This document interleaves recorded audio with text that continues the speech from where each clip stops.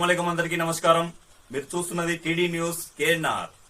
సహకార చట్టాలను ఉల్లంఘించిన కరీంనగర్ అర్బన్ బ్యాంక్ చైర్మన్ కర్ర రాజశేఖర్ గారు ఆ పదవిని కోల్పోయినట్టేనని, ఇకపై ఆయన సంతకం చెల్లబోదని మాజీ అర్బన్ బ్యాంక్ చైర్మన్ గడ్డం విలాస్ రెడ్డి గారు అన్నారు. పలు అంశాలను ప్రస్తావిస్తూ వారు మీడియాతో మాట్లాడడం జరిగింది. వారి మాటలోనే విందాం.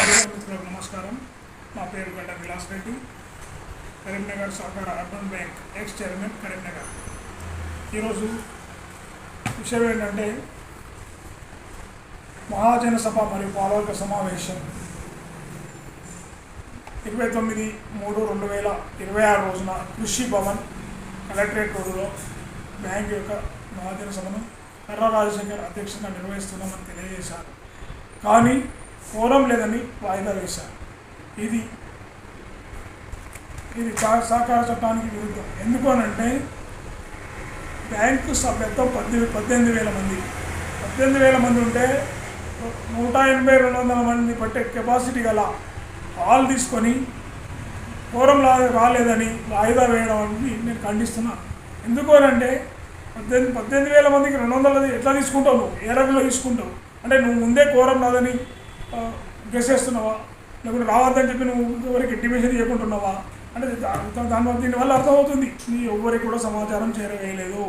ఏదో 15 రోజుల కింద తూతు మాత్రంగా ఒక పేపర్ ప్రకటించావు తప్పితే నువ్వు దాన్ని జనాలలోకి తీసుకెళ్ళలేదు అనేది స్పష్టమవుతుంది. ఎందుకంటే నువ్వు ఉద్దేశపూర్వకంగా ఆ సమావేశం జరిపించావు, కానీ అది నీకే నష్టం జరిగింది.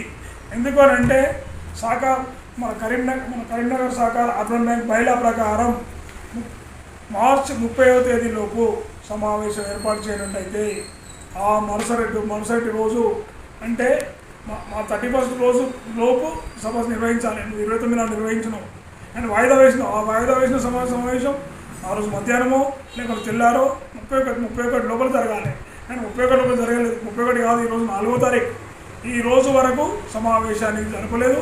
సమావేశం ఎప్పుడు జరుగుతుందో కూడా తెలియదు. కానీ నువ్వు ప్రకటించిన ప్రకారం, మీడియాలో వచ్చిన వార్తల ప్రకారం, పేపర్లో వచ్చిన వార్తల ప్రకారం రిప్రజెంటివ్ బాడీ ఎన్నికలు నిర్వహించుకున్న తర్వాత సర్వసభ సమావేశం నిర్వహిస్తానని పేర్కొన్నట్టు మీడియాలో వార్తలు వచ్చినాయి. అసలు యాక్చువల్ నీకు తెలుసా? రిప్రజెంటివ్ జనరల్ బాడీ సమావేశం ఏర్పాటు చేసుకోవాలన్నా ఎలక్షన్ పెట్టుకోవాలన్నా ఖచ్చితంగా జనరల్ బాడీ సమావేశంలో తీర్మానం చేసుకోవాలి. అది తీసుకోకుండా నువ్వు ఎలక్షన్ ఎట్లా పెడతావు? రిప్రజెంటివ్ ఎలక్షన్స్ ఎలా పెడతావు? ఎక్కడ ఉంది? ఏ బైలాలో ఉంది? ఏ యాక్ట్లో ఉంది? నీవు రిప్రజెంటివ్ ఎలక్షన్ పెట్టడం తర్వాత ఈరోజు నువ్వు బైలాను ఉల్లంఘించావు. బైలా ప్రకారం మార్చి 31 లోపు నువ్వు ఎన్నికలు సర్వసభ సమావేశం జరపనట్టయితే నీ కమిటీ రద్దు అవుతుందని క్లియర్గా ఉంది బైలాలో. నీకు బైలా తెలియదనడానికి లేదు. 2009 నవంబర్ 15న బైలా మార్చావు. అప్పుడు కూడా ఇదే పని చేస్తావు. సెప్టెంబర్ 30 నాడు సమావేశం ఏర్పాటు చేసి, అంటే నెల చివర సమావేశం ఏర్పాటు చేసి కోరం లేదని వాయిదా వేసి, నవంబర్ 15 అంటే నెల 15 రోజుల తర్వాత సమావేశం ఏర్పాటు చేసి, అప్పుడు కూడా 300 మంది కెపాసిటీ గల కళాభారతిలో 1780 మంది వచ్చినట్టు దొంగ సంతకాలు పెట్టి బైలా మార్చావు. అంటే నీకు బైలా మీద అవగాహన ఉన్నట్టా లేనట్టా? పూర్తి అవగాహన నీకు బైలా మీద ఉంది. ఒకసారి బైలా చదువుకో ఏముందో. నువ్వు ఫస్ట్ నుంచి ఈ ఏప్రిల్ 1 నుండి నీ అధికారాలు కోల్పోయాయి.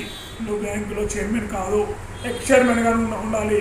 దీనిపైన నేను జిల్లా సహకారాధికారికి మరియు అర్బన్ బ్యాంక్ సిఇఓ గారికి కూడా తెలియజేశాను. మీరు ఎలాంటి అధికారాలు లేవు కనుక అతనితో అధికారిక కార్యక్రమాలు ఏవి చేసుకోవద్దని చెప్పి నేను చేశాను. తక్షణమే మీరు చేయాల్సిన పని, జిల్లా సహకారాధికారి గారు వెంటనే పిఎస్సి కమిటీని పునరుద్ధరించాలి, లేదంటే ఒక ఆఫీసర్ని వేసి బ్యాంకు నడవడానికి తోడ్పడాలని కోరుతున్నాను. అదే విషయం నేను రిప్రజెంటేషన్ చేశాను. నేను 31st నాడు ఇచ్చాను, 1st నాడు ఇచ్చాను, ఈరోజు ఇచ్చాను. కానీ ఎలాంటి జర్నల్ రిజిస్ట్రార్ గారి నుంచి. ఎందుకంటే ఇదే రిజిస్ట్రార్ 2009లో రాజశేఖర్ తోటి బైలా మార్చిన దానిలో అతను ఒక సంతకం పెట్టాడు. ఇప్పుడు కూడా అదే రాజశేఖర్ చైర్మన్ ఉన్నాడు, అదే రామానుజాచార్యులు డిసిఓగా ఉన్నారు. అంటే మీ ఇద్దరి మధ్య పొత్తు ఏంటిది? మీ ఇద్దరి మధ్య తాగి ఉన్న గుడుపుటానే ఏంటిది? బ్యాంకుని ఏం చేస్తారని అడుగుతున్నాను. బ్యాంకు సభ్యులకు నమ్మకం కలిగేలా చేస్తారా, లేకుంటే బ్యాంకు సభ్యులకు నమ్మకం పోగొట్టుతారు చేస్తారని ఈ సందర్భంగా తెలియజేస్తున్నాను. వెంటనే కమిటీ రద్దయింది కాబట్టి ఎలాంటి వాళ్ళ అధికారాలు వాళ్ళకి లేవని ఈ సందర్భంగా తెలియజేస్తున్నాను.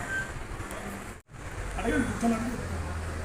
అంటే సార్ ఇప్పుడు అర్బన్ బ్యాంక్ చైర్మన్ కర్ర రాజశేఖర్ గారు బ్యాంకు బైలా ప్రకారం వెళ్ళడం లేదు అని చెప్పి మీరు ఆరోపిస్తున్నారా సార్? బైలాల ప్రకారం వెళ్ళడం లేదు. బ్యాంక్ బైలా ప్రకారం 31 తేదీలో సమావేశం ఏర్పాటు చేయలేదు. కానీ కాబట్టి ఇప్పుడు బ్యాంక్ చైర్మన్ కాదు, బ్యాంక్ ఎక్స్ చైర్మన్. బ్యాంక్ చైర్మన్గా నేను కాదు, సభ్యులు కూడా చూడడానికి లేదు. ఎందుకంటే మనకు బైలా అనేది రాజ్యాంగం. ఒక రాజ్యాంగం మనం వ్యతిరేకంగా పోలేము. ఆర్టికల్ 14 ప్రకారం మన రాజ్యాంగం వ్యతిరేకంగా పోతే క్రిమినల్ చర్యలు బాధ్యులవుతారు. కాబట్టి ఈరోజు ఎప్పుడైతే 31st అయిపోయిందో 31st తర్వాతనే చైర్మన్ కాదు, ఎక్స్ చైర్మన్ మాత్రమే. అంటే దీనిపైన మీరు ఎవరికి కంప్లైంట్ చేస్తున్నారు సార్? దీనిపైన యాక్చువల్గా బైలా ప్రకారం ఆటోమేటిక్గా పోయినట్టే. ఇప్పుడు రిజిస్ట్రార్ గారికి కంప్లైంట్ చేశాను. రిజిస్ట్రార్ గారు ఇమ్మీడియట్గా పాత పిఎస్సి కమిటీని పునరుద్ధరిస్తాడా, లేకుంటే కొత్త ఆఫీసర్ని పెట్టి ఇన్ఛార్జ్ ఆఫీసర్ని పెట్టి నడిపిస్తాడా? ఇప్పటికి 4వ తారీఖు 31st నాడు 4:30కే ఇచ్చాను. ఇప్పటి వరకు 4 రోజులలో ఏం అపాయింట్ చేయలేదు. మరి భవిష్యత్తులో మండే రోజు ట్యూస్డే రోజు చేస్తాడా చేయకుండా మాత్రం ఖచ్చితంగా డీసీఓ గారి మీద చర్య తీసుకోవడానికి అవకాశం ఉంటుంది. నేను కోర్టులో కూడా డీసీఓ గారి మీద నేను మళ్ళీ వెళ్ళడానికి అవకాశం ఉంటుంది. నిబంధనలను ఉల్లంఘించారు కాబట్టి వాళ్ళకు అనర్హత వేటు వేసి ఇప్పుడు పాత పిఎస్సీనే కొనసాగించాలని చెప్పి మీరు కోరుకుంటారు. రెండంటున్నాను, పాత పిఎస్సీని మీకు టైం ఉంటే పాత పిఎస్సీని టైం లేదు కాబట్టి పాత పిఎస్సీని కొనసాగించండి. లేదంటే ఒక ఆఫీసర్ నియమించండి. ఇమీడియట్ మీ చేతిలో పని ఇమీడియట్గా ఒక ఆఫీసర్ నియమించి బ్యాంకును సక్రమంగా నడిపేటట్టు చేయండి. ఇమీడియట్ 15 రోజుల లోపల మీ ఆధ్వర్యంలో, రిజిస్ట్రార్ ఆధ్వర్యంలో మహాజన సభను పిలిచి మహాజన సభలో మార్చి లోపల ఏమవుతున్నాయో అవన్నీ ఆమోదింపు చేసుకోండి. దీనిలో రాసింది తదుపరి అంటే మహాజన పిలిచినప్పుడు రిజిస్టర్ అధికారం కలిగి ఉండడు. 15 రోజులు చేయాలి. లేదు అంటే బ్యాంక్ మీద ఖాతాదారులకు కానీ అందరికీ నమ్మకం అవుతుంది. వెంటనే కలగజేసుకొని బ్యాంక్లో పిఎస్సీని కంటిన్యూ చేస్తారా, ఒక ఆఫీసర్ని వేసి అది చేస్తారా, చేసి 15 రోజుల లోపల జనరల్ బాడీ సమావేశం ఏర్పాటు చేయండి మీ ఆధ్వర్యంలో. సహకార చట్టాలను నిబంధనలను పాటించి వాటిని గౌరవించి సభ్యుల మరియు బ్యాంక్ ఖాతాదారుల నమ్మకాన్ని నిలబెట్టాలని చెప్పి కోరుకుంటాను. Okay sir.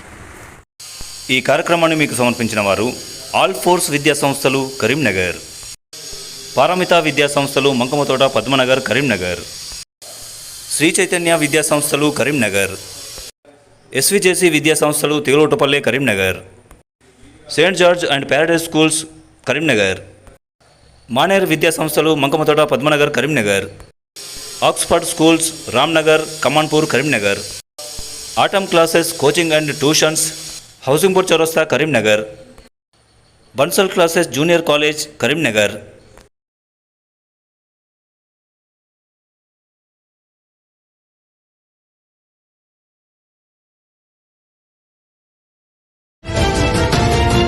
TD news KNR, please subscribe. అస్సలాము అలైకుం, నమస్కారం, ధన్యవాదాలు.